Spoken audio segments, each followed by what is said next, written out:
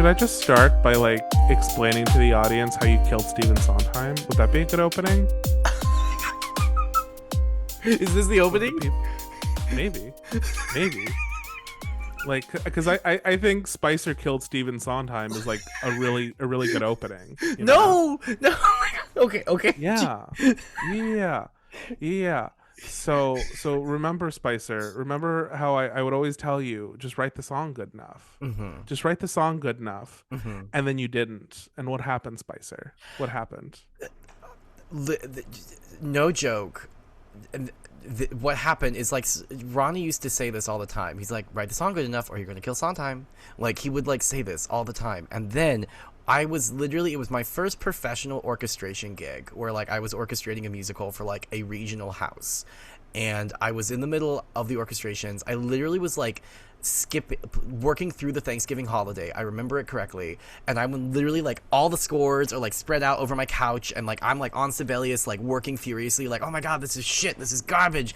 And then I get the text message alert that says Stephen Sondheim dies, and then Ronnie, I think you literally texted me and you're like, you did it.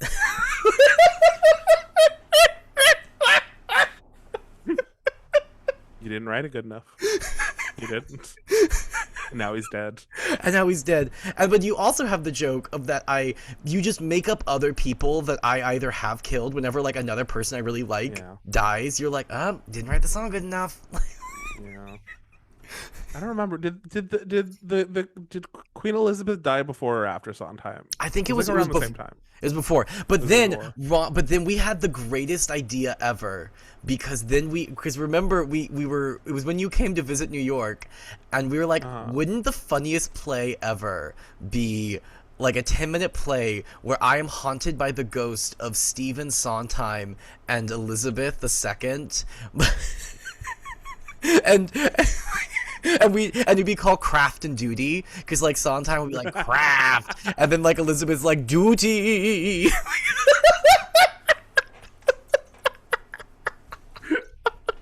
Yeah, no, I do remember that. That was one of my better ones. I mean, I'm still waiting for the play, Roddy. It needs to happen. You need to write it. It'd be so funny. Yeah, I do need to write it, don't I? That's fine. I'll do that with all my free time. All of my free time. Because ladies and gentlemen and ladies and gentlemen, we got Ronnie is employed now. Employed. And like full-time employment, I really capitalism, she bad. Bad. I don't like it. Ronnie called me directly last night, which never happens. Ronnie never cold calls me. And in the course of that conversation, Ronnie's like, I have to get up so early, and then I gotta drive there, and then I gotta do the thing, and then I gotta drive back home. Horrible. Full-time employment. What is this? This is terrible shit. This is a horrible system. Horrible. I get why like Sweden, they're like, we should do a 4-day work week and it should be 6 hours a day max. I'm like, that's reasonable. I could do that. This like 8-hour nonsense plus fucking the commute and traffic. Fuck this shit.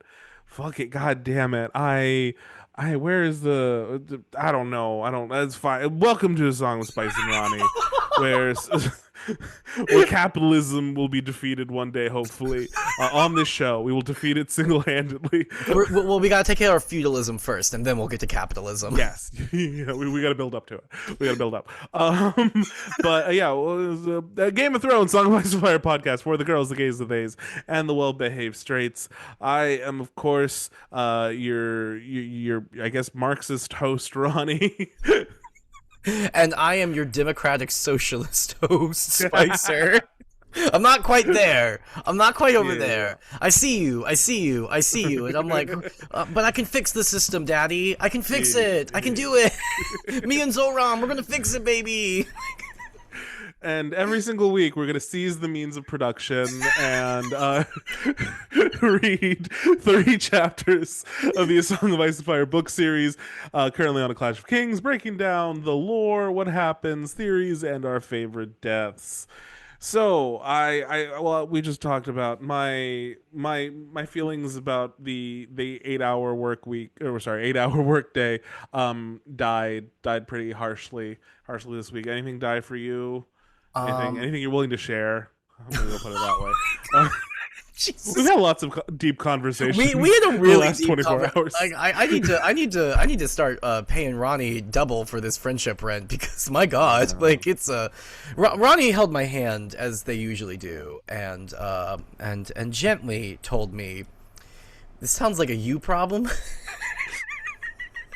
That's not what You were very kind. You Yes. listened. You heard. You understood. You saw me, and you said, "But what if we didn't?" And what if there was another way? And what if there was another way? And what if there was another way? You did also congratulate me on some successes, and see that's a good friend right there, folks. So you know what? The death of my disillusion that Ronnie is a not good friend, because Ronnie is a good I'm sorry, that was alive? That was alive and kicking? News to me. no, huge News is to true. me that this was in question. No, never. Oh my God. Okay, well, tell me about the dragons, Ronnie. Yeah, uh-huh. I do love So, yeah. one of the things that people keep commenting is like, wow, I love listening to this podcast. It's like listening to my two besties. Like, that's very sweet. Get healthier besties. Like, Yeah. you didn't need to go dead silent there. You didn't Sorry, need to go, I was you didn't give me a pity laugh. No, I was trying to. You're just looking at your phone No, while I'm we're looking doing, at my levels because the mic levels were a little too loud, Oh. and I was like, I don't want to hurt our dear listeners' ears with Oh, my cackles, so I turned them down a little. Does this sound good, Wow. audience? Does this sound better? I think it sounds good. Okay, great, I don't know. great. I We're- think so. Comment below if at this point my sound got better, and I'm gonna mark this with a Sharpie in the future. Don't forget to also if the sound is better to like and subscribe and ring that bell. Remember when people used to yell that on the YouTubes? Remember Yeah, that? smash that subscribe button, baby. Oh God. Engage. Well, I don't also- know.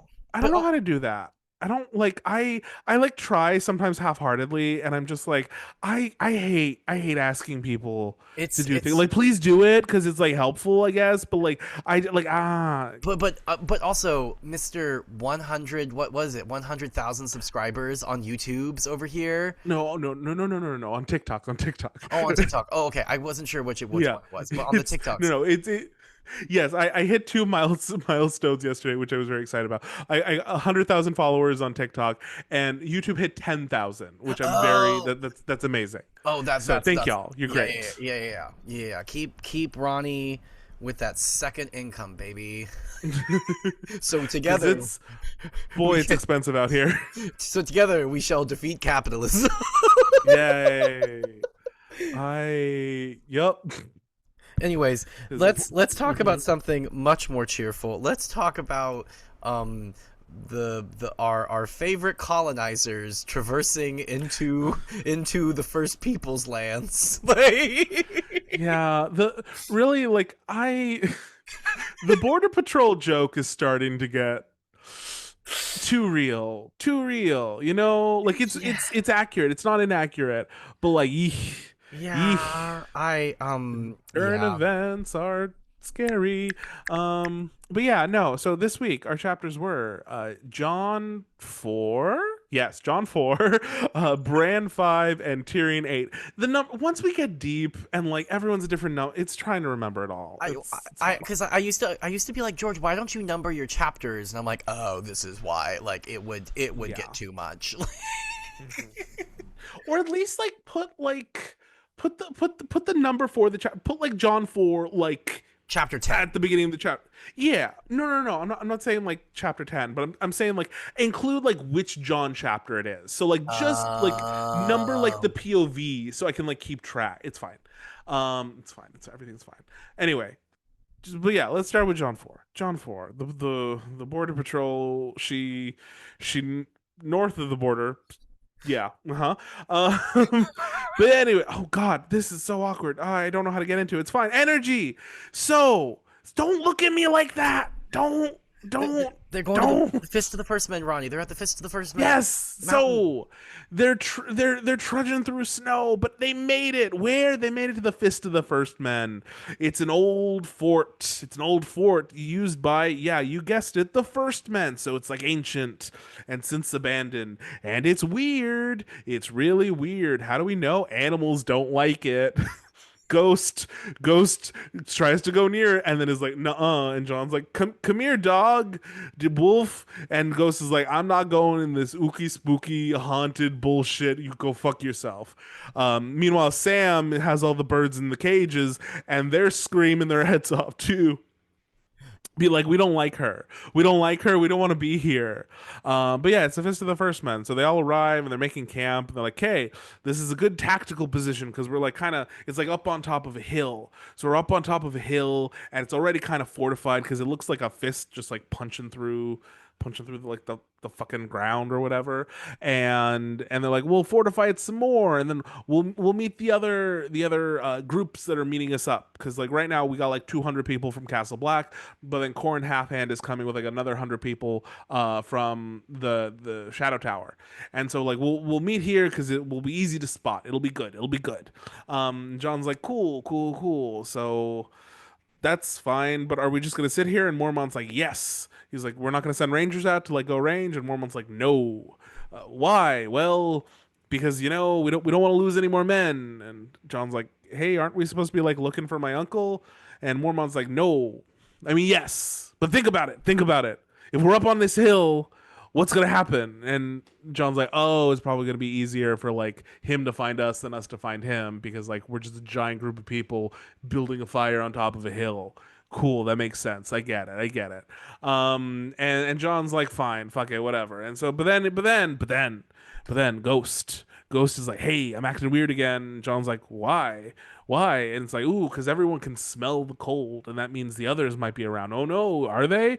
No, because Ghost just like leads John somewhere, and John's like, where am I going? Where am I going? Ah, and he leads them, and then he starts digging this hole. And John's like, oh, okay, I'll dig with you. I'm a good helper, man. And he digs the hole, and what do they find? They find some what the fuck? What's it called? Dragon glass. Couldn't remember. Dragon glass. It's fine. This is the energy today, Spicer. Just be chill about it. Your face, it's saying too much. It's making me insecure. Where's that masking I hear about? I'm kidding. It's fine. I know I'm problematic. Don't cancel me. It's fine. Spicer makes worse jokes than I do. He makes terrible. The things Spicer says when the Off cameras aren't camera. rolling. Off camera. We'll do it live, damn it. We'll do it live. Yes. But anyway, so they find this like bundle underground, and you can tell that it's fresh. Like, so this possibly was buried by like Benjen or something, and in it you have all these like different like dragon glass weapons. There's knives, there's spearheads, there's all this shit. There's arrowheads, etc. And then along with it is an old horn, which we'll talk about later. And John's like, oh fuck, I think a member of the Night's Watch like buried this recently. This isn't like some ancient whatever. And then it cuts to black. Cuts to black. What'd you think, Spicer? What'd you think? Um, we love the border patrol protecting us, securing No. the No. realm. No. Um, We can't. They're fucking secret police disappearing people, Spice. We can't. but they're making, well, because see, the wildlings are coming into our country, Ronnie, and so what we gotta do is we gotta make a preemptive strike against them in their country with our army. See, is what needs to happen. See and that. and this is why we need to destroy the east wing of the Red Keep. Yeah. Is that Well, because Joffrey's got to build a bigger ballroom, Ronnie. It's embarrassing how small it is. Like we don't. No, it's ridiculous. Come on, Ronnie. We Don't do the Moira. You've never watched that show. Don't fucking lie to the people. I've spent years telling you to watch that show, and you fucking ignore me. You fucking ignore me. So no, you don't get to I've seen, quote that at me. I've Shut seen, up. I've seen Don't some fucking lie to episodes. people. I know I No, you have. haven't. Yes, I You've have. seen clips. You've seen clips. No, I have seen episodes. I've watched like the first 3. Oh, well, that's why you won't watch it, because you watch the bad ones. Anyway, moving on. Moving on. Tell me your thoughts. I did write down Fist of the First Men. I remember this part of the TV Hey. show. Hey. Yeah. Ancient Fortress. Woohoo. Also, I do love that like Jon loses his dog and Mormont like keeps losing the dog because the dog's like fuck this scary area, and Mormont's eventually and Jon keeps going back to get his dog, and then Mormont's like forget the dog, kid. We gotta I'd like to get up this mountain before the night falls. Like, also that damn raven, that damn fucking raven. Every time I love that like. This raven also doesn't have a name. Like I love that this is Mormont's clearly Raven. What? Just Mormont's Raven. Mormont's Raven. It's like I love that this raven that like Mormont. It's clearly Mormont's pet, right? Like this is clearly Mormont's pet, and like he doesn't name it, and I'm like, oh, and I was like, why didn't you do that? And I'm like, oh, probably because Mormont is like, that's too sentimental. You don't name animals. It's ridiculous. But here, have some more corn. That he keeps in his pocket at all times so he can feed his pet. It's giving the dad who didn't want the dog. And it's like why do we need a dog? And then like it's his, and then like the dad is like the dog's favorite, and then like the dad like begrudgingly really likes the dog. Like that's what it's giving. Absolutely, 100%. Also, and I did write like Ghost like being like fuck this Scooby Doo shit. Like, I just love her like, oh, we're going to this ancient place, and wow, all the animals really don't like this place. Fun, not concerning at all. It's probably fine. You know what? I think we'll be perfectly safe up here. Actually, it'll be wonderful. Yeah, I got what is the like? Oh God, there's like a scene. Oh, it's the Lord of the Rings. It's the Lord of the Rings when they're going up by the mountains. Oh, to Moria. Or not to Moria. To Moria, but also in the third movie, in the last book, Return of the King. Oh, okay. The dead place. I forgot. Yes. Yeah, and they're like, why are all the horses like really not like this place? It's kind of weird. It's the same. I do love that like trope in fantasy of like the animals are like fuck this Scooby Doo shit, and all the people are like, wow, that's kind of weird. Am I gonna do anything about it? Nope. Why would I? Why would I? Though I mean, also like. There's any number of things that could be spooking the animals. So like from their perspective, it's like I don't know. There's like there could be wolves or there could be like other things. I don't know. But it is kind of like well, it's weird that they haven't done this until this point. Like, weird that. Also, god damn it, we've talked about this before. I'll say it again. Jon Snow being like, what? Stop acting the boy," said the 16-year-old boy. If he's you know what? Okay, I didn't mind that. I didn't mind that because like context of what's going on. He's in the ooky spooky forest and he's getting the heebie-jeebies and he's trying to like pump himself up. He's like, okay, don't be a little kid. Don't be a little kid. Pretend like you're not scared of the woods. Okay, like that. It's fine. It's fine. It's fine. Like he's trying. So just trees. You do that shit to yourself. Trees are just wood. I sort of hate to ask it, but do you have a basket? Jon goes to get water from Mormont. Which he needs it because he's taking care of Mormont and everything. A part of this chapter that I love because it's not a Georgie chapter without it. We get a treatise on Mormont's specific tastes in mulled wine, and is like, it needs to be done very specifically. Only so much of the cinnamon, only so much of the honey, no lemon, never lemon. That's Southern bullshit. Do I take lemon in my beer? Yes, different. it's different. I I it I I love it. I also love that like Mormont gets cranky when he's not eating, and like Jon is like, "Oh, I gotta feed him his nom noms because he's starting to get cranky." And then he's like, "Some food, my lord," and he's like, "No, I just need rest." And it's like, "No, eat your damn dinner, Mormont. You're cranky." Like, And on this note, I do think that this kind of sadly is one of the first times we're getting like some like insight into the idea that maybe like Mormont might not be cut out for this anymore, oh yeah, because like it mentions that like John notices that like Mormont is hiding it, but he's struggling to keep up yeah. with like these younger men, and that like that made me sad because I'm like, oh, this guy, he's like he's trying his best and he's holding on, but like it's it's hard to scale like a giant hill Mhm. with your horse and all this shit, like when you're very clearly like probably in your late 60s here, like that Yeah. shit's not easy, and he's still like trudging along trying his best. Yeah, it's which I mean, like Mormont, the symbolism of Mormont as the head of this ancient order, this like old man from a different time who's not cut out for this new world, right? Like he's just trying his damnedest, but duty and honor like spur him on. It is, yeah, very clear what you're doing here, George. Mm-hmm.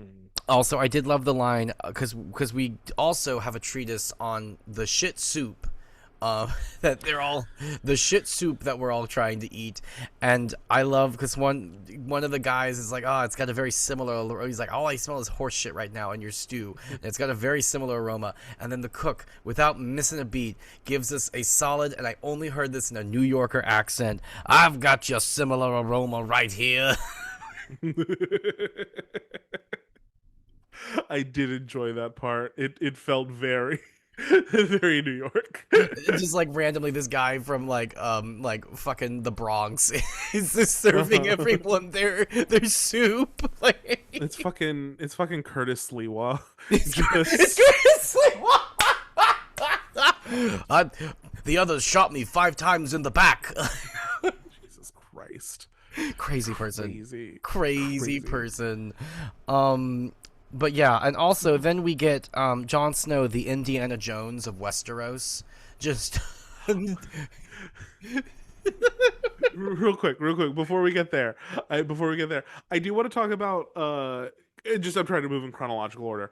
I do want to talk about I really like this thing that they do with like the idea of like the smell of the cold, Mhm. and how it's like treated like a superstition by like those who haven't experienced it, but now that like John is in the know because of when the like whites went after Mormont, when this one like grizzled old guy, I forget what his name is like, I can smell that cold coming, and like the rest of them are like, what are you talking about? No, that's not a thing.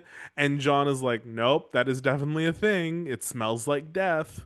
And I just love that like kind of like it's like a sensory detail that like because there isn't like a clear cut like real world thing with it, because like no, like the people in universe are correct and like that cold doesn't have a smell, but like the idea that like it it does, and then your mind is like trying to put together like what is that smell, like it smells like death, there's like a sickly sweet whatever. I do love a detail like that that like makes your brain like kind of have to try to get a little creative, and it's very it sets the mood very distinctly, like ooh, like like like the idea that the place like just smells wrong, like eek.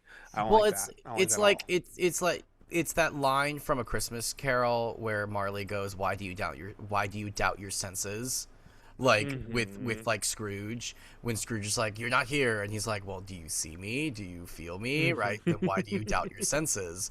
And it's like that. There is something to that of, you know, we try to logic things a lot as humans, and like Yeah. sometimes you're never gonna have like an answer for it of like specifically what the thing is, um Mm-hmm. but like something's off, right? And you should pay attention to that. Like that is like it's that weird primal instinct of that, like that deep monkey brain, right, that we all have, Uh-huh. of like something's in the bushes and I need to run, right? Like something is about to get me.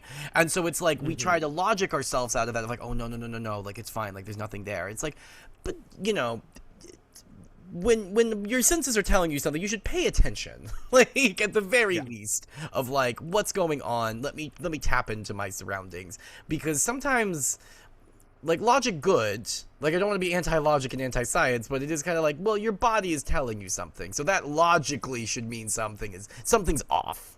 So yeah, no, I agree. It's like cool that like the way that we sort of are indicating to our characters that like the magic shit is about to happen, whether it's the others or something else, or sort of linked to the bad magic.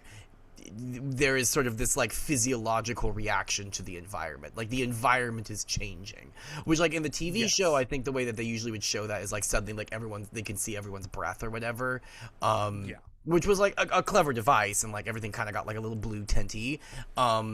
But no, I do like this idea of like the physiological reaction that these characters, not just the environment has changed, but like their physiological reaction to the environment is like, ooh, don't like that. And then like connecting that to Jon, that like noticing like, oh, Ghost is acting weird, just like he did like the last time that I smelled this, and that being what like prompts him to like follow Ghost when like Ghost is obviously trying to lead him somewhere. This I think this is a really important like little detail to focus on, because Ghost kind of serves as this like kind of symbolism for like northern magic. And so like you have to like heed that when it is trying to tell you something, whether it's like Ghost independently kind of doing it, or if he's like there's lots of theories that like fucking what like the three-eyed crow like is also kind of like controlling Ghost and like doing the chess moves and stuff like that, and like leading Jon places as well as Bran. And so like regardless of like how it's like taking form, whether it's like a three-eyed crow or just Ghost, those are still like manifestations of that like northern old magic. And like trusting like what the land is telling you is kind of interesting. And so I do love the like we get that like physiological like element, that reaction, and then immediately Jon is like, oh, and then I can connect this with like this other manifestation of magic is now like trying to tell me something, and I'm going to follow that, as he has consistently, as Ghost has done before when the weird shit was happening. So I think it's like a good little detail to like tune us into. Well, and it's also interesting because like northern magic is so different from like other magic in this world, because, and I think I finally was able to put my finger on it, where it's like most other, it all goes back to colonization, because because northern magic isn't something that you can control, right? Northern magic isn't this thing of where like, well, if I do X, Y, and Z, I will get this out of it, right? If I do X and Y, then I will get Z. Whereas like a lot of the magic from like Essos is very much that, right? Like it's very much like, how can I sort of control the world around me? How can I sort of manipulate the world around me to get something out of it? How can I shadow bend? How can I, do the red god magic, or the, faceless man magic? How can I sort of manipulate the world using the magical tools that I have to get something? Which like Essos is the colonizer land, right? Like this is the place where we like all the colonizers came from, and we colonized all the different places and whatever. And then Valyria, right? Like Valyrian magic, it was very much like we're trying to colonize all these different continents and stuff, so we're going to like use this magic to literally bind these living, breathing nuclear bombs to us, and so we can like conquer more. Whereas like northern magic in Westeros isn't, right? Like it isn't particularly concerned with that. Like it's not something, it's more of like you have to tap into it to like listen, and then it's going to tell you something, right? Like it's you're working with it. It's not so much like I want X out of this, right? It's more like it's like the difference between people's sort of like the modern understanding of witchcraft and like what actual witchcraft is, because like the modern understanding, like the Harry Potter of it all, is like, oh, I do this spell and then I get this out of it, where it's like, no, like if you actually look at like witchcraft, especially like from old Europe, it's very much like, no, you're just like listening. Like, you're just, like, listening to, like, the universe or the world around you, and then, like, the universe is like, oh, do this thing, or, like, oh, I'm gonna do, you know, you can manipulate this or whatever. But, like, it's usually, like, in service of, like, what the land is trying to tell you, what, like, the larger universe is trying to get you to do. And so, like, that is interesting, especially considering that, like, all of that magic is mysteriously gone from the colonized parts of Westeros. And there's a... Oh, sorry. Yeah. And then now the only places where it is the uncolonized parts of Westeros, right? Like, that's where the magic still remains, is the parts that they didn't chop all the trees down and, you know, chase all the children of the forest out and stuff. I just wanted to mention there's a really great creator on TikTok called I think her account is called El Norte Recuerda, which means the North remembers in Spanish. And she does a lot of like post-colonial analysis of Song of Ice and Fire, and has discussed like kind of at length of like their northern magic is like literally like an indigenous like part of the land, and is like it's a natural occurring thing, versus like the way that like colonial powers like you said will like weaponize and like turn it into like a formula, a whatever, for specific ends.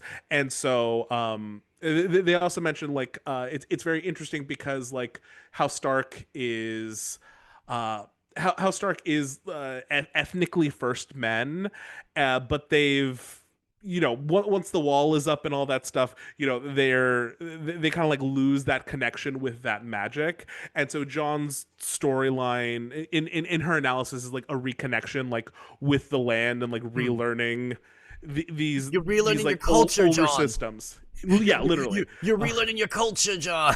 Like, So it's really good. People should give her a follow. She does really interesting like textual analysis. Which it's also fascinating that like Jon is once again the marriage of ice and fire, because like he is of this like this first men sort of like indigenous people, but also has Valyrian blood in him, right? So the colonizers. So it's just interesting also that he is now like reconnecting with this side, right? With sort of the colonizers or the colonizees, right? And sort of which I also think is like interesting in relation to like Jon, and then even like Daenerys to a degree, because like those Valyrian elements, I think at least what it seems like we're getting at is like magic exists everywhere, but how you use it changes. And so like Valyrians very clearly, like at least in my interpretation, like weaponized something that existed and have like used it in a way that like it wasn't intended to be used. And so like reckoning with like that legacy is a huge thing. So for Jon, like having those two halves kind of in conflict is very interesting, especially like when we look at like Jon as a character and like the conflict that he's always having with like his wants versus like his needs and what he think is right duty at all.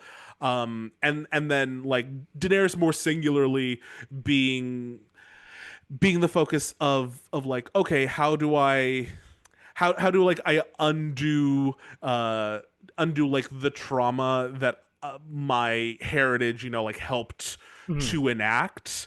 And it's interesting to see like her do that with like what feels like a more, I don't know, natural thing. I don't know. And I'm getting sidetracked. Well, you know, it's back to yeah. Well, I think it's also interesting, like with Jon specifically, like he's kind of a stand-in for like, or at least I'm reading it for like us, right? Like for like people living in a post-colonial society where you're mixed, right? Like they're in a post-colonial society because like intermarriage whether it was forced or not, whoops, like happens, right? And so then you get this like mixing of indigenous and the colonizers, right? And like that just eventually happens.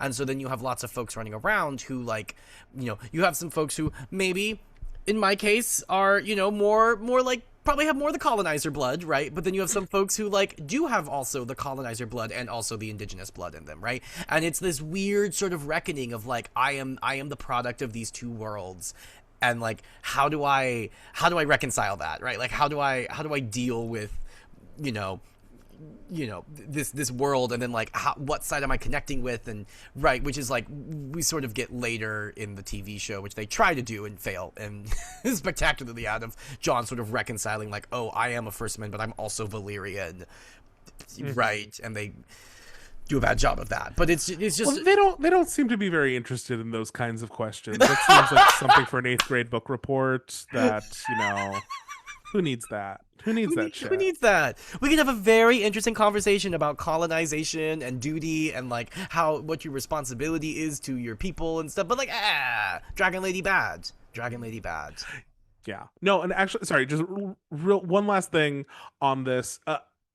Just the discussion has kind of like hit like a light bulb for me. It is interesting to see like the distinct ways that like Jon and Dany deal with like their inherited trauma and like how they manifest, because like Jon's big struggle is always that of identity. Yes. Like, who am I, what, and like having those like two elements like exist within him like in conflict is a very interesting like manifestation of that, versus I think Daenerys's how her trauma presents is like a reckoning with legacy. So like yes, she is stuck like I have inherited this like colonial thing, and like how do I reckon with it? Do I follow down that path? Do I try to undo things? How much of it do I undo, etc.? And so just like it's interesting that there's like similar flavors to both of them, but they are distinct and manifest in like very like clear ways. And they're both recognizing that the fact. I think what's also going on is like they are both recognizing the fact slowly but surely. Oh, this system is fucked up, right? Yes. And how are they reacting to that? And we are watching them sort of in the process. Jon's kind of at his midpoint, I feel like, with realizing like, oh, this be fucked up. And then sort of after that, it's like you said, like what do they do with that? But yeah. Anyways, this I feel like we beat this horse sufficiently. We did. I did want to mention one lore thing that is like a favorite. And okay, this is not going to become a huge thing for a while, maybe ever, who knows, more books, whatever. But like we did get a hint of a thing, because amongst all of that dragon glass, we do find a horn. And I like, there are theories on the internet for all sorts of things. One of my favorite is that this horn is actually important. Now, we aren't going to discuss at length why it's important quite yet. That's going to be a subject for, I think, the next book, where they talk about horns a bit. But in the last Jon chapter, when Jon and Mormont are talking and discussing like the old like kings beyond the wall and stuff, and is going through a bunch of them, they do mention that one of them was a king named Joramun, who blew the horn of winter and woke giants from ice. I think that's a fun. That sounds like a fun story. And then like the very next chapter, we find a horn in the snow. How interesting. And then maybe in a later book, we discuss something called the Horn of Winter a lot, and people thinking that they found it. Who knows? Anyway, I just think it's a fun detail. George, I think, loves to like plant a little thing and then plant another little thing, and then 2 books later have a whole plot point around this other thing, and you're like, whoa, wait. I think I noticed something, and I think I noticed something a while ago. Anyway, it's giving another MacGuffin has entered the chat. Like, yes, it's important. I think, I don't know. Maybe it's not. Maybe it's just. I reserve the right to be proved wrong at a later date. Like, yes. But yeah, okay, fine. Now that's all I had. Great. Okay, cool. So we will take a break and we'll be right back.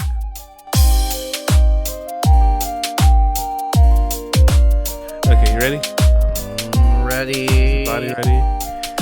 Are, My are body's. you are you prepared? Are you prepared? We're going to Winterfell. Winterfell. Welcome back, everyone. We're here. This is what Spicer deals with. I just make voices at him, and he's like, "What's happening?" And I say, "Don't worry about it." We're having a net double feature. Okay, but yeah, we're back. It's Bran 5. Bran 5, hey, magical disabled boy is here, but he's in a slightly better mood. Why? Because he just got the news that Rob won a big victory. A victory over someone named Stafford Lannister. Bran's like, I don't know who she is. I've never heard of her. I don't know her. I don't know none of them, but Sorry to this cool. man. Sorry to this man. Sorry to this man. Uh but Brand's like, okay, cool, whatever, it's fine. And then he's like, okay, I'm done with this shit. Let me go talk to those go talk to those weird frog twins from the frog lands, those swamp people with the My lizard can. My, lions. my can. Spicers can. But they show up after Asha brings Bran back to his room, and they start talking. They're like, "Okay, we're gonna exchange dreams. We're gonna be honest. We're gonna be open." And Jojen is like, "Okay, so everyone's gonna die." Bran's like, "Excuse me, excuse me, what?" And Jojen's like, "Yeah. So I had a dream that the sea was gonna come to Winterfell, and it spills over the top, and it drowns a bunch of the people you like, including Micken and Septon Chale and a guy who we've never met before named Ale Belly, who features prominently in this chapter." But they're all drowned in the dream, and Bran's like, "Well, fuck."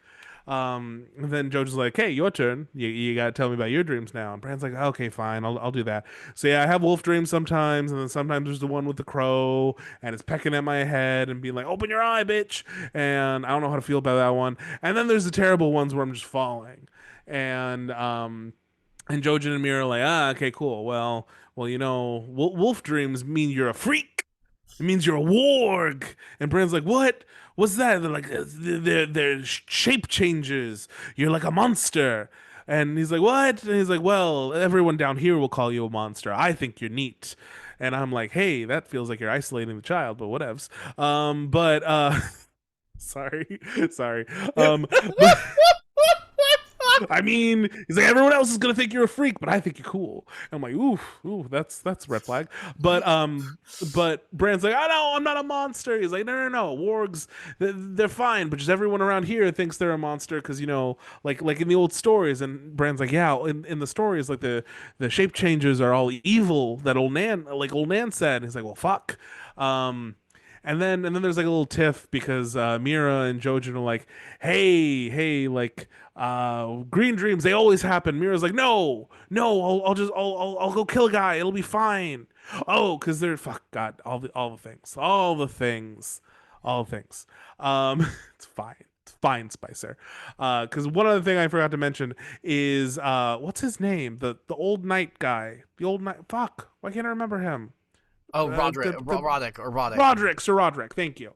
So Sir Roderick has finally come back from the situation he had to go deal with, which was Roose Bolton's bastard, Ramsay, had kidnapped Lady Hornwood and basically forced her to marry him, and so Sir Roderick had like gone to try to take care of it, but he got there too late because damn. So yeah, Ramsay had forced Lady Hornwood to marry him. They had their wedding night, and then he locked her in a tower and forgot to feed her. So when Sir Roderick got there, she was dead and had seemingly eaten her fingers off because she was starving to death. Yikes! Ramsay sucks. But then supposedly, according to what Bran heard from Roderick, they had like killed Roose Bolton's bastard in the woods, but they brought back Reek, his like servant, so that they can question him later, and shit. And he's now in the dungeons, and he's a weird fleshy looking guy, which George loves to use that word fleshy with this particular character. And so yeah, so that's totally fine, and no one else. It's all good. Um, but anyway, Nothing any, suspicious here. nothing suspicious here. It's fine. But then when Jojen and Mira and Bran are like all talking and shit, they get kind of weird, and Jojen's like, "Yeah, there was one other dream." Bran's like, "Tell me." He's like, "I saw you were dead," and they're like, "What?" And then he's like, "Yeah, I saw. Was it like Reek or whatever? Like had like skinned y'all alive or some shit." And yeah. And Mira was like, I can go stab him now and then it won't happen.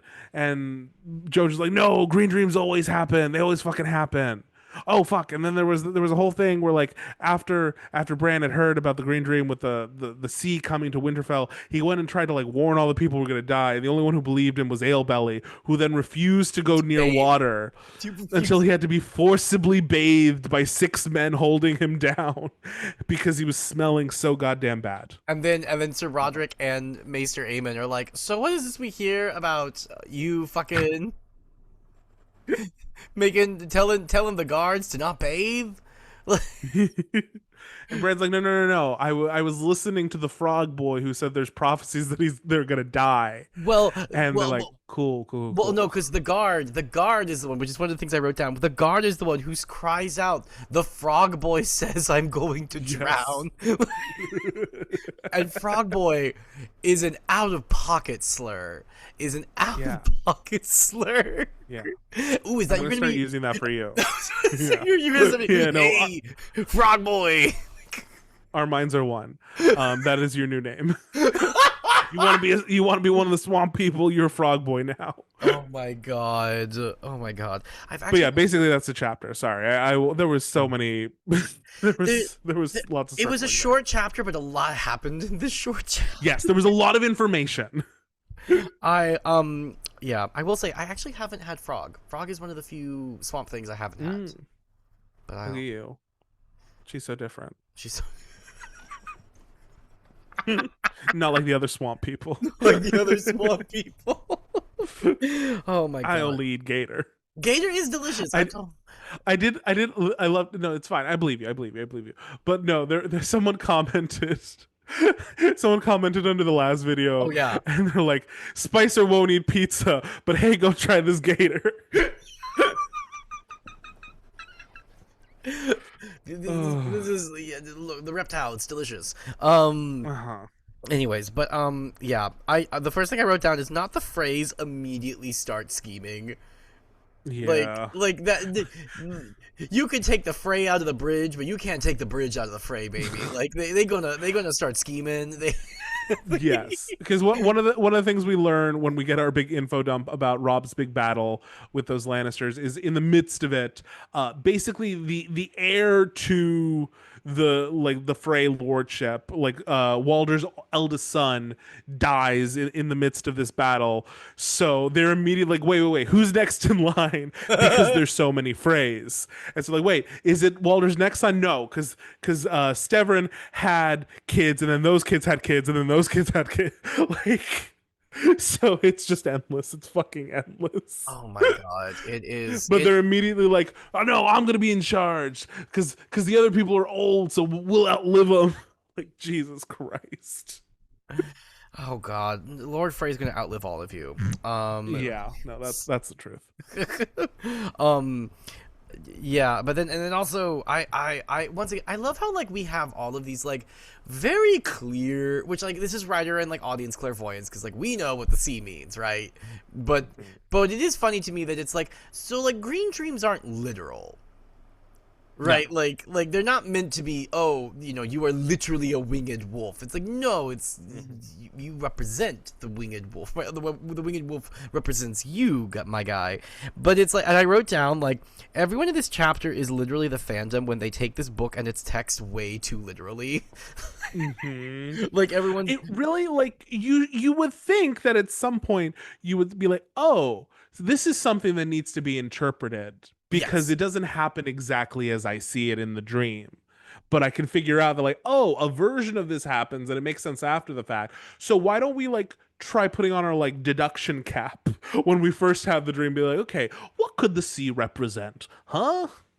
Yeah, it's and But then but actually, well, oh, sorry. but they do, but no, One more- because the yeah. maester is the one who goes, well, there are kind of troubles at the seas because the fucking Greyjoys are raiding us for reasons. Like, And I do appreciate the fact that like Roderick like takes Bran seriously in that moment because Maester Lewin has been like, yes, Bran and I have had several discussions about the nature of prophetic dreams and how unreliable this shit is and how we like shouldn't be taking this too seriously. But Roderick's like, wait, no, okay, if the Ironborn are coming, like, hey, the people you're worried about, they could stay behind. Like, I'm not dismissing you out of hand, mhm, and I will go deal with this since you didn't see me die in the dream, right? No, cool.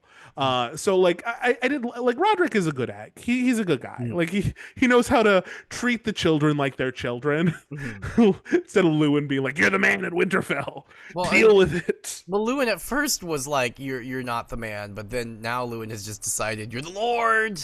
Time to be Yeah. the Lord, child."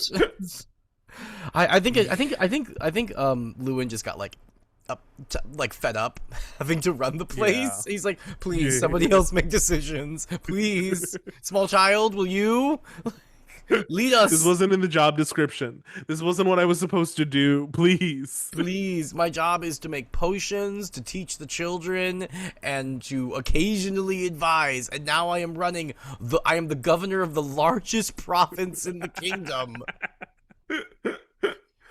While I'm wearing this choker, for fuck's sake. Oh, God, I love the Like, imagery of him always like like it's so because like he is so uncomfortable with his job, right? Like you can tell, and the fact that he's always sort of tugging at his chain, the imagery of like he is uncomfortable with this position, with this job, like this is not what he wants to be doing, Yeah. but he does it anyways because he's a good egg.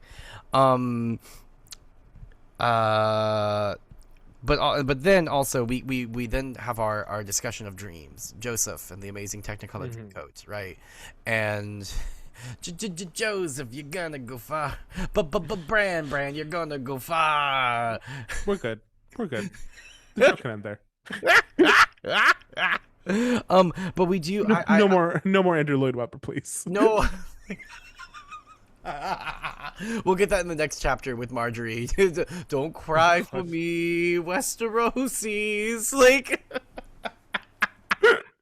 I will shoehorn Andrew Lloyd Webber into this universe. It's gonna happen. Boo.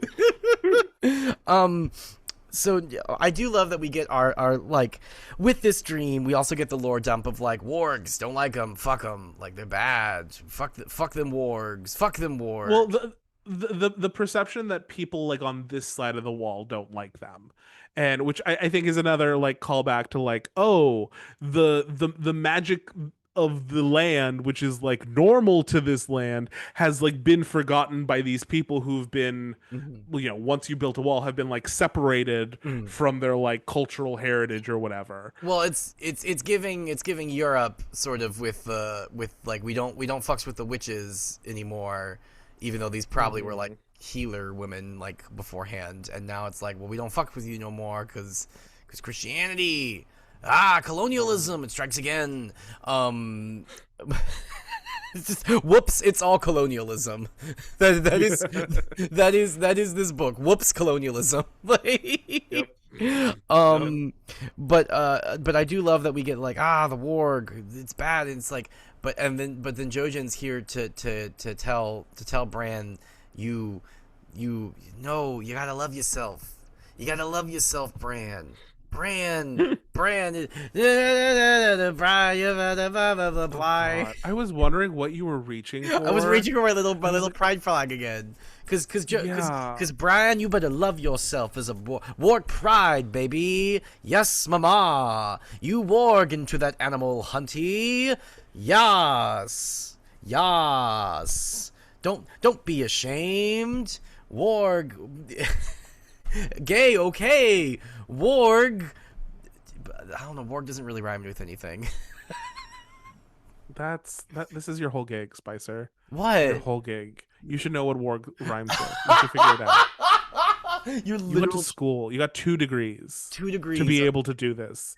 The warg doesn't really rhyme with anything. I don't know. Figure it out. Figure it out, Spicer. Wait.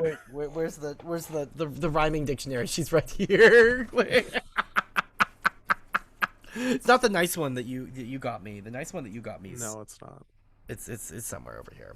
I keep it in a nicer place. Um, Good.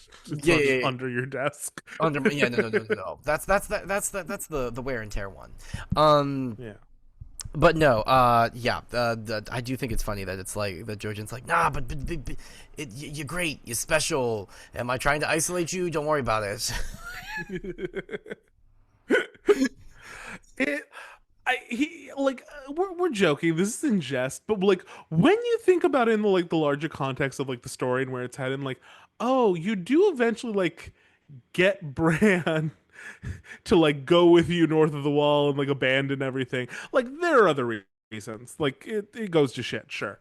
But like just some of these choices, like it's a I don't know if I would have phrased it that way. Ooh, Hey, yeah, hey. yeah. It brings on a new context. But then I literally I also wrote because when we get we bring back Reek.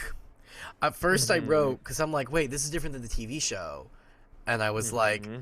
I was like, wait, but he dies, and then I'm like, oh wait, never mind. With the dream, I'm like, oh no, no, god damn it, fucking, Yeah. what's his face, what's his name,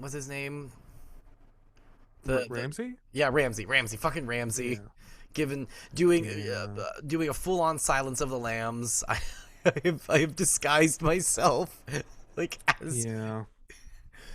He's so gross, and I love like every time this character, sorry if spoiler, if maybe if you hadn't figured out that Reek wasn't Reek, it the way that George always describes him as looking fleshy is so like skin crawl, because he's like a big like flabbier guy, and just he like just has like a lot of face.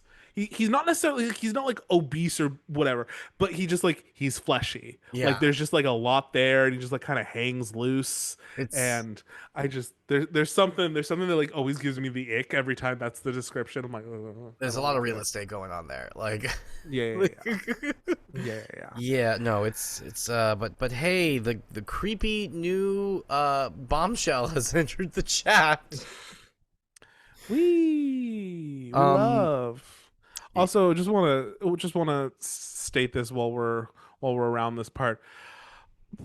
I said this the last time she was in a chapter. Poor Lady Hornwood, just poor Lady Hornwood. Jesus Christ. she's just trying to live, and everyone's like, I need those huge tracts of land, and then to Mm-hmm. the fact I guess I missed that part when I read it, that she ate her own fingers. Oh yeah. No, they said when Roderick, yeah. No, when Roderick like busted down the door that she'd been locked behind, he said that like her mouth was like bloody, and like there she was like missing like the tips of her fingers and shit. Yeah. Fucking Ramsey. God damn. Yeah. Yeah. Horrible It's person. like it's like it Ramsey is really terrible in the show, and it's a little different in the books. I think it might be worse, because some of these descriptions and things are Well, this is where we start with Ramsey, because like in the yeah. TV show, he's sort of introduced as sort of like a we're not really sure about him, like a chaotic Yes. neutral, right? Like of like, Yeah. oh, like I don't know, because he like comes to like liberate Winterfell or whatever from the fucking what's the Ironborn, right? Um, In the show, yeah. that's where he's Yeah, introduced. they changed a number of things. Yeah, They like it'll become apparent like it's kind of I'm not going to get into it here for people who want to like read along or whatever, but I will say they make a couple of choices that like butterfly effect, and so certain people like die in different places and get switched around to like fulfill roles that they wouldn't be able to, and then it eventually like he is one of the people that gets switched around in the show because of the order of operations that they kind of did. got it. So yeah. But Well, but no, like in the it's TV show, it's like because he's like introduced as like kind of like a chaotic neutral of like I'm gonna do like oh like I'm not really sure about this guy and like I got a feeling about him, but like but then yeah. this it's like he's introduced of so he kidnapped this woman, forced her to marry him, and then he locked her in a tower to where she starved to death, but not before eating her own fingers, and yikes. And then his servant who was disguised as Reek, which like oh the which this isn't a perfect instance of like George, like leave it up to the audience's imagination, like that's scarier than like anything you could Mm-hmm. possibly write when they're like they found Ramsay and shot him with an arrow doing something unspeakable. Mm-hmm. So it's like Jesus Christ, what was he doing? Like Yeah. What was he doing that like they had to like they couldn't tell Bran what it was like that? Yeah, no, yikes, just big yikes. fucking yikes. Yeah, like It ooh. no, it's we're in for a time. Um, but yeah, and then towards the end of the chapter, we then do get one of the lines that I enjoy after Jojen has revealed that like he'd had another dream, and this one was of like Bran and Rickon's like faces basically being taken off, and they were like dead at the guy's feet, and they're like, wait, well, we can like do something to avoid it, and Jojen's like, no, green dreams do not lie, like that's gonna happen.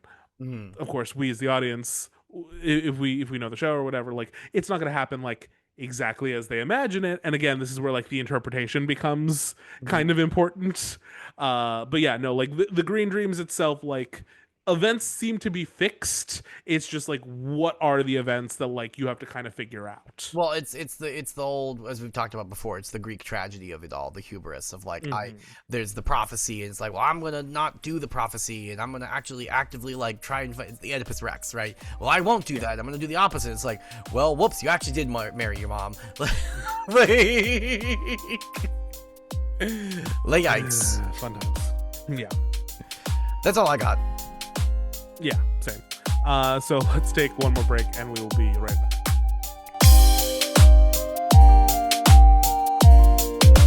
And we're back.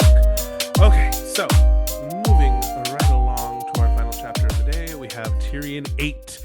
They're having a meeting. They're having a meeting. This whole chapter is one meeting. It's a small council, and we start off with Varys and Peter Baelish just sniping at each other because Varys has revealed that like Renly has died. So we gotta talk this through.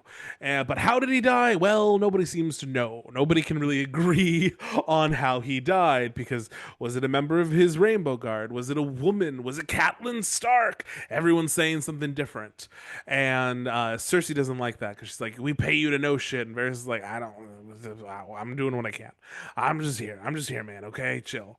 And Littlefinger's like, hey, well, we're gonna kill you next if you're not good at your job. And Varys is like, hey, we might kill you. And then they're just bantering about death. And then they're like, hey, okay, well, let's figure out like what do we do in this situation since most of Renly's forces seem to have gone over to Stannis. This is now kind of like dangerous. So what do we do? And Tyrion has the idea like, okay, well, we still got Highgarden. We have the Tyrells. They seem to have like not gone over with Stannis. So maybe we could put that to our advantage. Let's marry Joffrey to Marjorie, and Joffrey will be super excited because she's old enough to go to bed with him, I guess. And Cersei gets really uncomfortable with that train of thought. Is like, no, my son would never. My son is only interested in one woman in this world. That's me. That's me. He would never be interested in any other woman. It's just me. He doesn't like women that way. He just loves his mommy. Like, eek, no, let's not go down this path. Um, but they basically decide like, okay, no, this is probably the smart move to marry Joffrey to Marjorie. So then it becomes a question of like, okay, well, who's gonna go? And Cersei's like, well, Tyrion, you should go. So, because you're so smart, and you're so great at everything. And Tyrion's like, oh no, you should go and leave the city to me. Like you're his mother. Hey, you'd be great. And neither of them really want to do that. Then Littlefinger's like, hey, I like money and I like rewards. So I'll go handle this if y'all are nice to me and give me shit. And Tyrion's like, ah, fuck, okay, I guess this is the compromise. Fine. Littlefinger, you go and you fix up this deal for us real good, and then maybe we'll give you a present, okay? Cool. Cool, whatever. And like it'll be great. It'll be great. Like there's no point for Joffrey marrying Sansa anymore, because like what's the point? Sure, like we're not trying to make an alliance with the North here. So let's just like get us someone who actually has money and armies and shit, and then we'll be safe. Cool, cool, cool. And so Littlefinger goes off, and then like the meeting is over, and Cersei is like, hey, Tyrion, Tyrion, I know I'm mean to you sometimes, but I think you're swell. I think you're great. You're doing a good job, baby boy. You're doing a good job. And she gives him a kiss on the head, and he's like, "What the fuck is going on?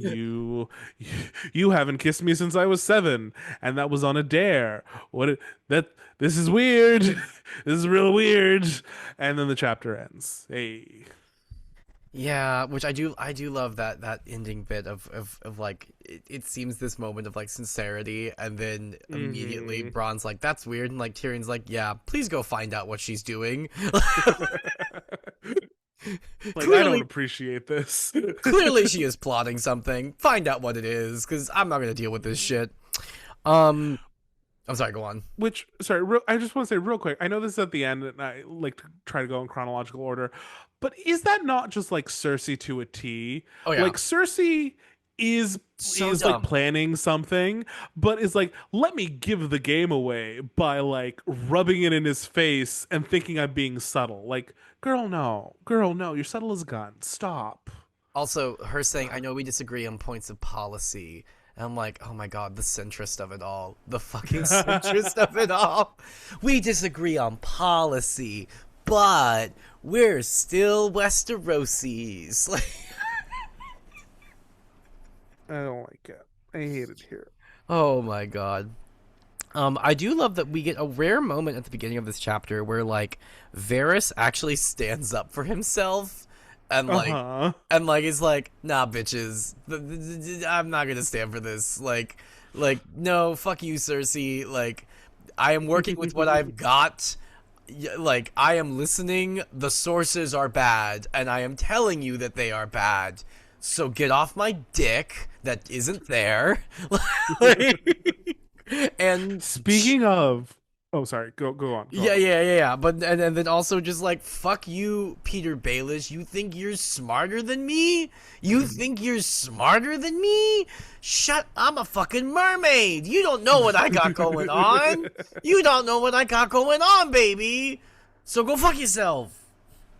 I love their banter at the beginning where they're like, oh, I guess I'm gonna see you on the wall. Who's gonna go first? Like the idea that like everyone who is like on this council or is like a higher up in Westeros knows that they are seconds away from like being deposed and sent to the border guard is like so morbidly funny. And like just them sniping each other, everything. Well, and they like Um, they because they openly talk about like, oh well, who maybe you're on Tyrion's little list. Like, hmm Oh yeah, because they're like, ooh, the council is growing smaller and smaller by the day, because Tyrion is clearing house here. Oh my god! yeah. But then I wrote down one of my favorite lines, like when Varys is like kind of like standing up for himself a bit and be like, nope, hey, this is like the info I got. Like it isn't always ideal, but this is what we're doing. And then it says that like from the look of her eyes, Cersei was prepared to castrate Varys all over again. That's funny shit. That's That's fucking funny shit. funny. That's funny shit. Yeah. I also love that because like this is such a small like a small little detail, and it just shows how petty these bitches are. Because they have like two of the like hostages, the twins, the red wine twins, like that they have as hostage, and what are the names that they have nicknamed them? Horror and Slobber. Out of pocket. Out of Just out of pocket, and we haven't heard this until now, and then we like learned this little detail of like this is their cute little inside joke name that they've given their prisoner of war. Like, Jesus Christ, like Yep. Like horror and slobber. I like paused. I'm like, what the what? Like, Oh that's a my, lot. that's a That's a lot. lot. That's a lot. Um, and then I also love that. Like, I wrote down like the way that Cersei thinks that she is like that she's outsmarting Tyrion in this moment, and it's giving. Don't be suspicious. Don't be suspicious. Yes. I can't, Oh. girl. Like what I. You know, and I know. You know, I think part of the problem is here is like she hasn't really had anyone to really challenge her because like all the really smart people are kind of like have either been using her or just working for her to kind of achieve their own goals. She hasn't had Yeah. someone who's like actively like fighting against her yet, so she thinks she's some hot shit, right? But then like you literally like introduce anyone who has a brain into the mix. And she's like, "What? What do you mean I was poisoned?" It's really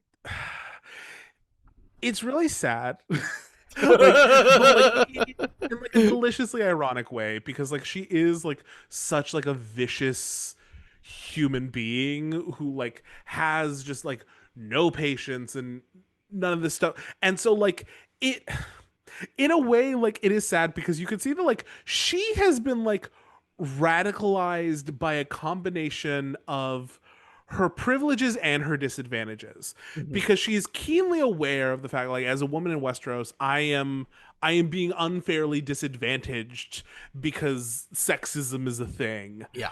but at the same time like her upbringing and that level of privilege, that level of wealth warps your perception of your Yes. own intelligence. So she is a victim, but she thinks that she's like beating the system because of like how great and talented and smart she is when she isn't. So it's just like watching someone like continually like fail but then just not have the wherewithal to like realize that they've it's It's so there's so many it's layers.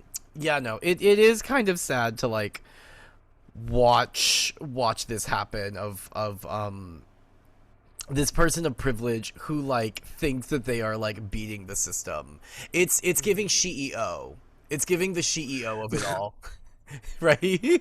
Like you have girl boss your Yeah, it's giving like 2014 yes. girl boss story, like who like that's who Cersei like thinks she is. Yes. She's like Yes. she's watched like Netflix's Girl Boss, and she's like, I am her, she is me. Uh-huh. I am gonna outwit this. I never saw the show, but like it was people She made read fun girl of she like, she oh, read this is really on the she on the read nose. girl wash your face, right? Like and she's like here I am. Like Yeah, but like it's fascinating because we see this like with a lot of with honestly I would say like most of the nobility, like the way that like their privileges blind them to the realities around them, whether it's like the Lannisters or even like John went through that whole thing. Even though like he isn't a Stark, like he needed to like realize like, oh, I have privilege and that's warped my sense of like my own victimhood. Like I thought I had it really bad in the context of like with my very extra privileged like full like siblings or whatever, but like once I am plucked out of that sphere and I am with actual poor people, like no, I'm the guy that had everything, even though like yeah. So like people like having to learn or like being unable to learn like the limits of what their worldview has kind of taught them is I think one of the delicious and tragic ironies of this series just in yeah. general. Yeah, no, like yes, you I mean it's what is Michelle Wolf, the comedian, like she had a very funny bit where she's talking about like she's like white lady feminism is really funny to me because it's like yeah, you had oppression, but it was a very different kind of oppression, a very air conditioned oppression. Like I'm not saying you had it bad, Cersei, but you also are the literal queen, and also, just because you are here doesn't mean that's here because of your merits, babe. It's because of your name. that is it. You had a name, and I don't know if you were in another position, if you'd be in this position. You know, you would have gotten your way to this because, like, reading books, Cersei, it is she different. She is Yeah. different because with show Cersei, we do get kind of what we would expect with this role of the like femme fatale and ooh she's beautiful but also she's like vicious and she's so smart she's ooh, but in the book it's just like no, she's just an idiot. She's just an idiot who just keeps kind of failing upwards. Like, Yeah. I've had a few people comment over under my videos and be like, show Cersei is who book Cersei thinks she is. yes, And yes, like it's interesting, and like to be clear, like I like the show version. yeah. I do like Lena Headey's like portrayal. I think is brilliant, and I think she does like still like capture a lot of that like insecurity Mm. and stuff on top of like the ruthlessness, and so we can still kind of like enjoy like Cersei's like harsher moments still, but like the I don't know, like everything about it like kind of just ends up feeling like softened in the TV show like when she does make a mistake in the sense of like when Cersei like in the show makes a mistake, it feels like, oh, this was like a miscalculation. You know what I mean? Like, oh, Or she the odds made the were wrong just chess move here. yeah, or like the odds Yes, were like not in her favor, just like ooh, you know, it happens to the best of us. Whereas like exactly. I, I, I don't. What has Cersei accomplished? She killed Robert, Yeah. which caused a massive civil war that kind of has put her family at a disadvantage. Yes. Yes. Yeah. No, it like these are the it becomes like, oh, this was just like a big fuck up versus like the, oh, this would have been a good like plan, or you would have gotten away with it if it wasn't for this thing. It's like, oh no, you just like threw a grenade in the middle of the room and went like, this'll fix things, right? No, it didn't. You just blew everything up. Well, But it's the yeah. same problem as Ned Stark, just the other side of the Yeah. coin of just like these people who are like, well, this was what's going to fix it, but like they don't think about like the repercussions. It's what sets apart, you know, the Cerseis from the Varys's, which is why Varys is like at the beginning of this chapter, shut the fuck up, let me do my job. How dare you tell me how to do my job? I am the only competent person in this room. Like I am with my fingernails holding this kingdom together. Yep. Yeah, Mhm. yeah. Anyways, um, Let's see. What I'm sorry, I'm just going through my notes. We of course, oh god. I just want to point out, once again how gross Littlefinger is. How gross this man is, because we like he makes a gross comment, but let me set this up. So Littlefinger goes like, "Hey, Marjorie would be a better choice for a number of reasons. Like she comes like with the armies and the money and all that, but also like she's like 16 now, so she's quote unquote bettable." Which oof, like ugh. He's like, so Joffrey wouldn't have to wait to get his jollies off like he would with Sansa because Sansa's 12. And then, not like three paragraphs later, he's like, as hot as Sansa is, I do think it's better that like we like don't use her to marry Joffrey anymore. And it's like, you just implied that this was a child, who who isn't ready to be married and have sex because they are a fucking child, and then two breaths later you're like, I get it, she's fucking hot. Like, that's a 12-year-old. What are we doing? well, What are because we now Littlefinger's so gross. because once again, Littlefinger thinks he's a fucking genius too. It's like, buddy, I see you moving from a mile away. He's like, well, yeah, I guess we can't marry her. Ooh, who will marry the 12-year-old now? Someone's got to marry them. Ooh, me? No. I mean, well, I guess if no one else is, like, oh my god, you fucking creep. Yeah. my other related to that whole sort of like when they're talking about like all the chaos that happened, and then like, oh, and because they're trying to get to Loras Tyrell, they're like, we gotta get to Loras Tyrell Hmm. before because if we win over Loras Tyrell, you win over Highgarden. And I love how once again we get allusions to the fact that they be fucking, that Loras Tyrell and Renly were fucking, like, and we never like outright say it. It's like, wow, Loras Tyrell found the body of Renly and was so distraught that he killed 3 other people in anger and flew off with the body. Like, Yeah. it's And girl, I've been there.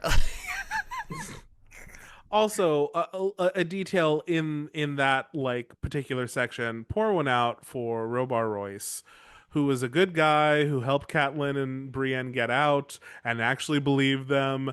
And his reward for that was being on the unfortunate end of Loras Tyrell's psychotic rage after finding his not lover dead. Like poor Robar. Like he tried, but And this is why we need gay marriage. This is why we need gay marriage. None of this yeah. would have happened. None of this would have happened if Renly and Loras Tyrell could have just been married. Like, Yeah. I God above. It's fine.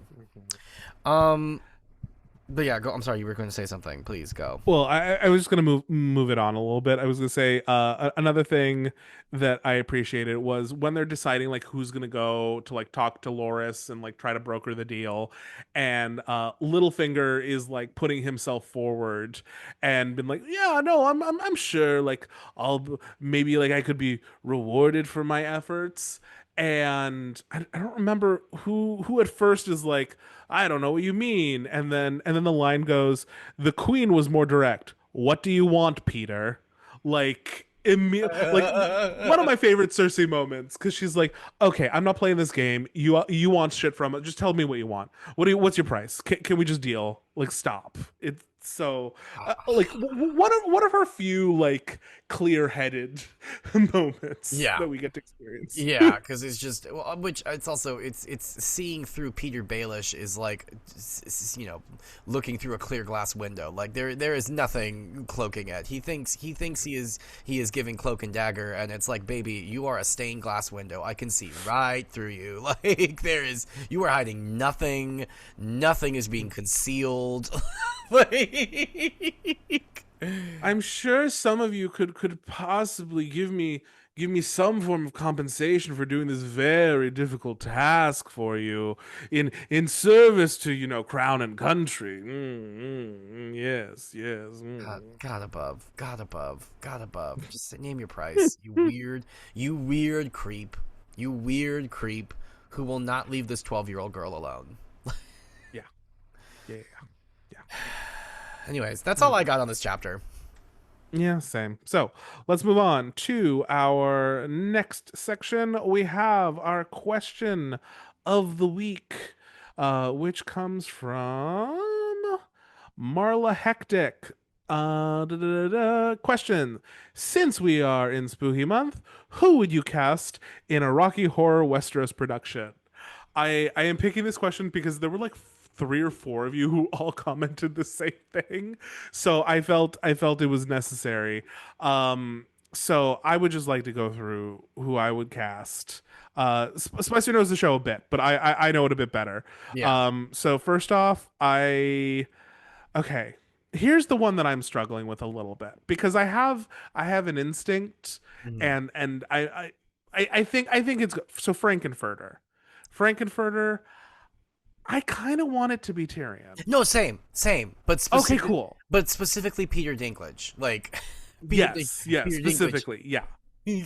No, just the energy, the like I want like Tyrion who's yearn for the spotlight to get that moment, and just it'll be just just great. just picture him in fucking fishnets, and it's great. Like, Yes. like I do think that Brad and Janet need to be Ned and Catelyn. oh I yeah. just think that that's straight up, yeah, Mhm. just like also the idea of Catelyn singing touch me" is just objectively funny. So absolutely like yes. On that note, Rocky in his gold little shorts, I do think we have to make that Jaime Lannister. Which, yes, that makes it a little weird with Tyrion being Frankenfurter. Yeah, but I will counter, they're Lannisters. Lannister siblings, I they're just kind of chill with that. You know, and I think for this production, the swing would be Loras Tyrell. Oh yeah, I can see that. See, Loris, I always think of like is kind of like Twinkie. So like, Well, he's Rocky's supposed to be a well, he's the swing, right? He's not the main okay, guy, sure, sure, but sure, you sure. know, Jamie's out. You're We, right. we, we need someone in. Yeah, yeah, yeah, Put the yeah. gold shorts on, Loris. Yes, no, absolutely. Um, Riff Raff, he's like the bald guy with like the hair, Oh, who's like, oh, like oh! It's fucking uh, uh, uh, the Theon, but as Reek. oh no, oh no, oh no, oh this is ooh, I don't. Okay, okay. I'm not wrong. I don't know, but it doesn't feel good. Um, I'm trying to remember. I'm trying to. God damn it. I'm trying to remember who I'm forgetting. Um, okay, we have Magenta and Columbia. I just want who's like a good duo of Ooh, women. Arya and Sansa. No, Or we want I don't adults. like that. We want adults in this as well. Yeah, Okay. yeah. Oh, wait, we haven't met her yet, but the buxom Lannister lady.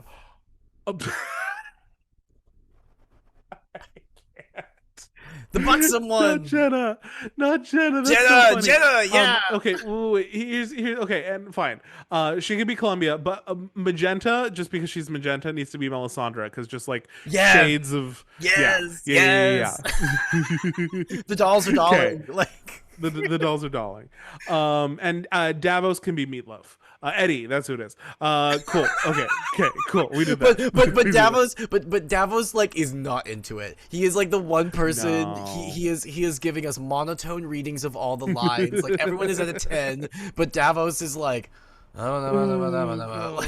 Like, Oh, and then the guy, oh god, like the narrator guy, make that like Stannis. I think that'd be funny because oh, he's so serious. or Tywin Lannister.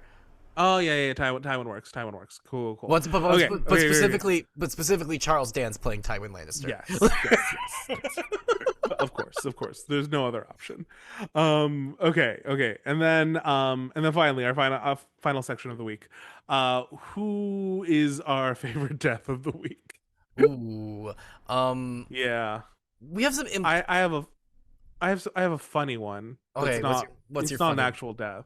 Go. I would say the death of Ale Belly's no shower era was amusing to me.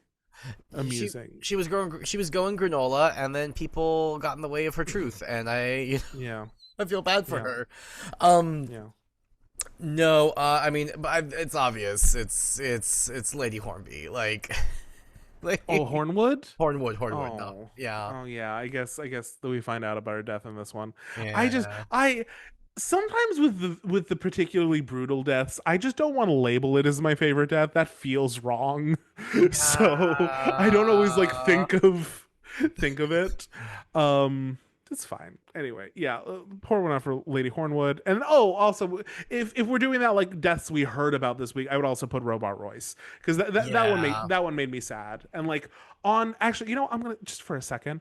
This is a wonderful example of like George loves to include like a small role for a character and just like give them a moment Mhm. and then take them away immediately. And like the fact that they are taken away makes that moment more impactful.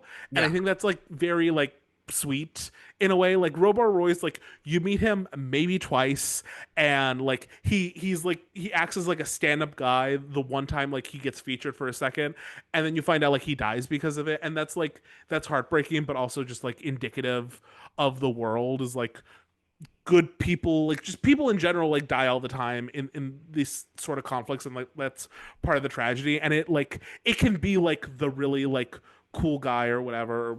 Anyway, So Yeah. I just wanted to shout that out. Sure. Yeah. So next week, y'all, our chapters are Theon III, Arya VIII, and Catelyn V. Get ready for Theon. And yeah, so remember, you can read along if you want to, or you can listen to us yap. Don't forget to leave your questions in the comments, and we hope y'all have a great week. Thank you for listening, and say goodbye, Spicer. Bye, Spicer.